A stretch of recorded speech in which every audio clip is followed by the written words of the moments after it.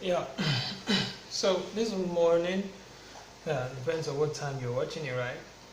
I'll be talking about passers and anchors. Now, in every song, there are two types of notes in the melody: anchors, or you could call them pillars, and passers. And just like in relationship lives between people, there are some people you meet that are people to you stay with, and there's some people you meet that you just know that these people are no good for you, so you pass through them. So you met them, but you didn't stay long on them. So basically, in every melody, there are pillars and there are passers, or you can call them anchors and passers. Right? But let me call it pillars. Pillars and passers. Now, listen to this song. Let's stop there. Do you notice that the chord I hit it on mi, re, do, re, mi. I hit it on the first mi and I hit it on the second mi. So remember in the last video I talked about this in my videos about families of C chord. I said what you play on the left hand is the family that supports the melody on the right hand. Now, the chord that the family supports is usually the pillar.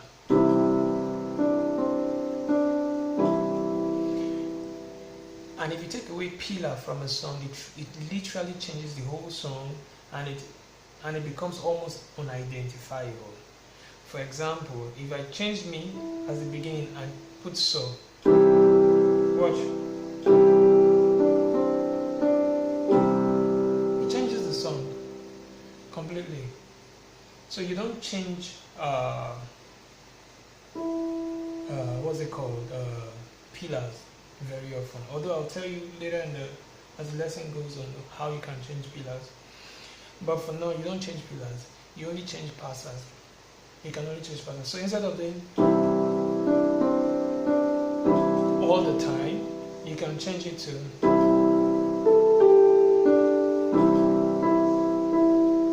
right? Mi, la, so, re, mi. Now, I replaced mi, re, do, re with la, so, re. So I replaced do, re with la, so.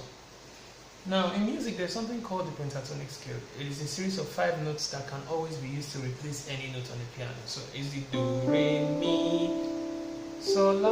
I have a series on the pentatonic scale. The link is in the description below, so to understand it more, right? But for now, just pay attention to this. If you remove any passer from a melody, you can replace it with any pentatonic and it will sound well. So I can also do, hold on. Did you see that? Do, re, so, mi. Because do, re, so is part of the pentatonic scale. The pentatonic scale is made up of do, re, mi, so, la. So instead of doing mi, re, do, re, I did mi, do, re, so. Sounded well, right? Another thing you can do with the pentatonic scale is that you can even put it where there is no melody. So where it was empty, like mi, do, re, so, mi. We're supposed to wait before we go to re. But you can add this.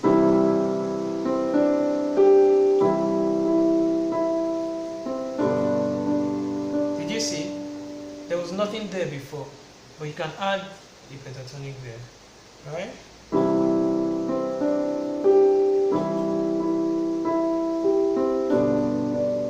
So I even added 2 notes into an empty space. That's how powerful pentatonic scale can be. You can put it in an empty space, you can use it to replace passers, right?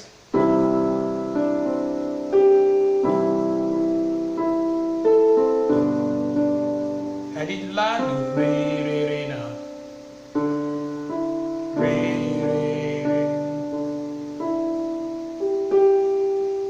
Okay.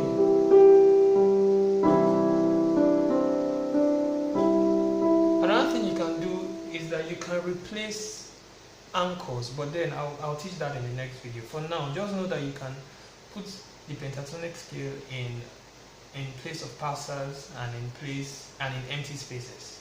Something like this.